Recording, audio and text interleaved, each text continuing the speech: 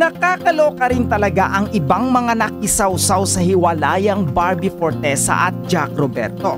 Dahil tahimik na nga si Barbie after na in-announce niya ang tungkol sa hiwalayan nila ni Jack, at ang kapuso Hank naman ay walang kahit na anong pahayag. May ibang pilit na pinagsasabong ang mag-ex. May pinalalabas nga na magsasalita raw si Jack tungkol sa hiwalayan nila ni Barbie at parang pinalalabas na may pasabog ang binata. Iniintriga rin si Jack dahil kahit kakahiwalay nga lang nila ni Barbie ay masaya pa siyang nakipag-street party noong New Year's Eve sa Ayala, Makati City. Obvious na pilit ngang pinagsasabong ang mag-ex. Pero sabi nga ng isang malapit kay Barbie, huwag niyo na lang pong pansinin. At yung mga pilit nga raw pang iintriga kina Barbie at Jack ay pure chika lang po yun. Well, sana nga ay huwag nang pag-awayin pa ang mag-ex, dahil kung ang post nga ni Barbie ang pagbabasihan ay gusto niyang maging peaceful ang lahat kahit nauwi nga sa hiwalayan ang 7 taon na relasyon nila ni Jack. Mukhang madaling nakarecover si Barbie Forteza sa hiwalayan kay Jack Roberto. Hindi na nagmukmuk pa ang kapuso star sa kwarto at iniyakan ang kabiguan sa kanyang pag-ibig, dahil tila gusto nitong patuloy na umikot ang mundo ng buhay sa kanya. Sa kanyang Instagram latest post, makikita si Barbie na nakasuot ng buttered yellow dress at seryoso lang sa kanyang facial expression habang nakadikit ang kanyang mga daliri sa kanyang mukha. Ito ang unang post ni Barbie sa kanyang Instagram matapos nitong i-announce sa kanyang social media account ang breakup nila ni Jack noong unang linggo ng January. Simple pero kuha agad ng mga netizen ang caption nito na bulaklak ng isang sunflower, na posibleng ang gusto nitong ipahiwatig na patuloy lang ang pagliliwanag sa kanyang buhay. Kapansin-pansin rin ang pagkakaiba ni Barbie. Mas gumanda ito ngayon at mas mukhang palaban ito. Baka matulad din ito kay Catherine Bernardo na naging mapangahas sa image matapos makipag-break up kay Daniel Padilla. Samantala, binago na ni Barbie ang setting ng kanyang comment section sa Instagram. Ginawa muna niya itong limited para magkaroon ng peace of mind at hindi makulit ng mga marites sa hiwalayan nila ni Jack Roberto. So for this content, mga chika, let's talk about Barbie Forteza and Jack Roberto's breakup again. Okay, so previously mga chika, sa content ko about them, pinapili ko kayo, di ba? Kung sino sa tingin nyo ang may dahilan ng hiwalayan. Kung si Barbie Forteza ba or si Jack Roberto. Kumbaga kung sino sa tingin nyo yung may issue sa kanilang dalawa.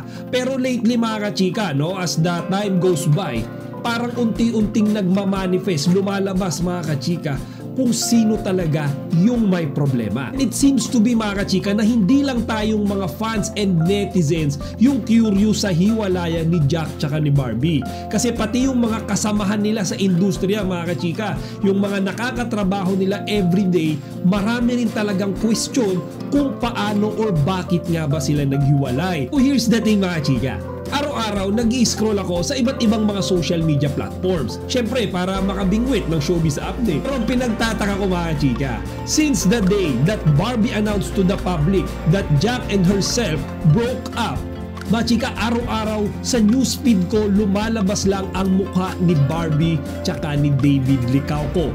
Diba? Nagtataka ako mga chika ba tuwing nag-i-scroll ako, lumalabas yung picture nilang dalawa sa kanilang mga show, yung mga pictures nila doon sa mga previous pa nila ng mga series. Diba? Yung mga pinagsasamahan nilang mga pictorial, lagi silang dalawa mga kachika. And then may mga lumalabas din na memes or parang mga biru-biruan ng mga netizens na single na naman daw ngayon si David and then si Barbie din, so pwede na silang magkaroon ng relasyon. Diba yung mga ganon mga chika? Tapos sa mga interview, kahit yung mga lumang-luma pa, nakikita nyo doon mga chika na even before pala si David kung single lang daw si Barbie, gusto niya ligawan, and then si Barbie naman kino-compliment niya si David palagi. So mga chika, like kung nakikita yon, like daily, imposibleng hindi lumabas yan sa feed ko mga chika sa araw-araw na pag-i-scroll ko, while wala akong makitang any post mga kachika about kay Jack Roberto. Okay? Wala akong makita ng mga post na siya ay nire-relate kay Ava Mendez or kung meron ba siyang babae ngayon mga kachika, no, na nililink sa kanya. Ang nakita ko lang, sinelebrate niya yung New Year niya, no? May kasama siyang mga foreigners mga kachika. So yun lang yung nakita ko na picture ni Jack. Okay, actually binibigyan pa nga ng kontrobersya yun na sinasabing si Jack nga daw tsaka itong foreigner na to posibleng may relasyon. Pero base naman mga chika, no, sa kwento ng mga netizens na nakita sila Jack sa event na yun, marami naman daw kasi talaga sila. So hindi lang si Jack tsaka yung foreigner na lalaki na yun mga chika yung magkasama. They're like a group of friends. So what makes us curious mga chika, bakit ang tunog-tunog ngayon ng Barda?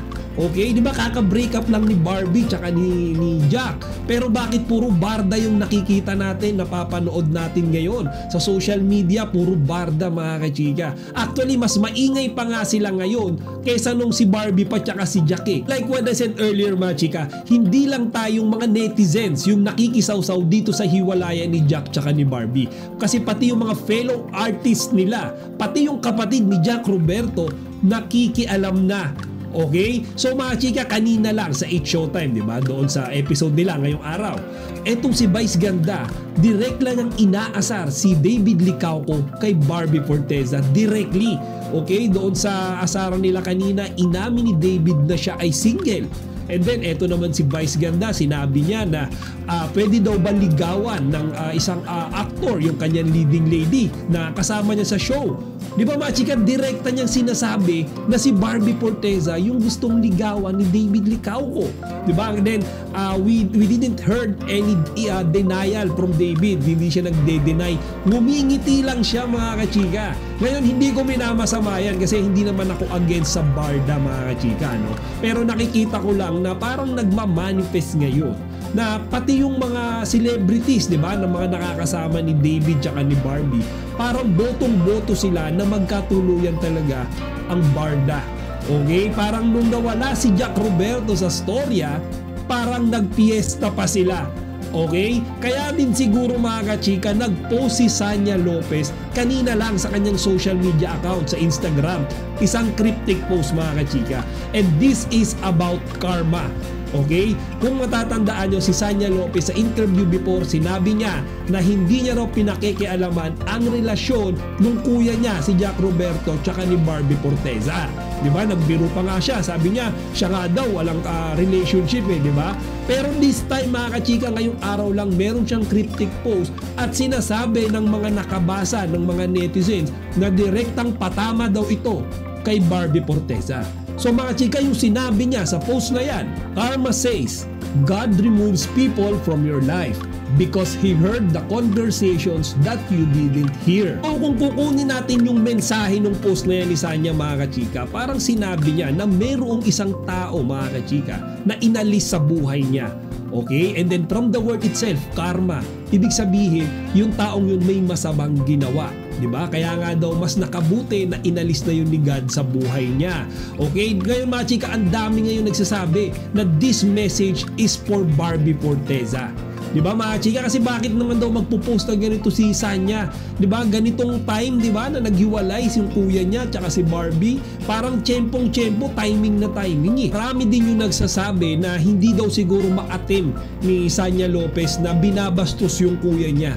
Diba? Si Jack Roberto, he remained silent ever since na in-announce yung hiwalayan nila. Kaya siguro mga kachika, dahil tahimik si Jack, araw-araw puro Barda ang makikita natin sa social media. At kanina nga, kagaya ng sinabi ko, sa 8 Showtime, inaasar nila si David kay Barbie kahit alam naman nila na si Barbie ay kakabreak lang kay Jack Roberto. Di ba mga chika, pambabastos yun? Di ba kahit na biruan yan mga kachika, private na relationship yan eh. Hindi mo dapat sinasabi yan doon sa isang lalaki na tinuturo na dahilan nung kanilang hiwalayan. Diba? Si David Licauco, bibiro mo kay Barbie kahit na alam mo naman sa sarili mo nakaka-break lang noon kay Jack Roberto. So yan yung mga sinasabi ko mga kachika. And of course, aside nga dyan sa mga ganyang biruan, sa social media natin, makikita natin puro post ng Barda. inuungkat pati yung kanilang mga lumang interviews. And mga kachika, feeling ko nagmamanifest ngayon na kung si Jack Roberto ay nagkamali sa ginawa niyang panglalandi, di ba, kay Ava Mendez before. Feeling ko mga chika, si Barbie Forteza rin ay may nagawa rin somehow na pagkakamali dahil nga mga chika, wala namang usok kung walang apoy. Kami ngayon nagsasabi mga chika, hindi naman daw puputok yung balita na si David Licauco yung dahilan ng hiwalayan ni Barbie tsaka ni Jack kung wala naman daw talagang nangyaring ganon. Okay? Iyan ang sabi ng mga netizens. Kaya nga ngayon mga chika, di ba, lahat sinasabi si David Licauco daw talaga yung salarin. Okay? And then may mga picture pa nga, di ba, na kumakalat kung magkakasama si Barbie Forteza, si David Licauco, Anthony Jennings, tsaka si Maris Racal. Okay? So, 4 sila mga chika in one picture. Yan nga yung movie nila sa Netflix. So, sa ngayon mga chika, only time will tell kung ano ba talaga yung rason ng hiwalayan na yan. Kung yan ba ay nagkasawaan lang talaga sila or mayroon ba talagang third party na involved. And then syempre mga chika, kung may third party na involved, sino sa kanilang dalawa yung may third party? Again, hindi naman ako against sa Barda and hindi rin naman ako against sa Barjack mga chika. Actually, neutral ako eh. Kumbaga kahit sino yung makasama ni Barbie, kahit si Jack man yan or si David. Just made me curious mga chika, no? Na ngayon, hiwalay na si Barbie tsaka si Jack after nung 7 years nilang relationship. Parang nagpipiesta pa yung mga tao and then parang tuwang-tuwa sila na kung totoong si David Licauco man yung dahilan, parang okay na okay yun, approve na approve sila, okay lang na maitsipwera si Jack. So parang ganun yung lumalabas ngayon mga chika.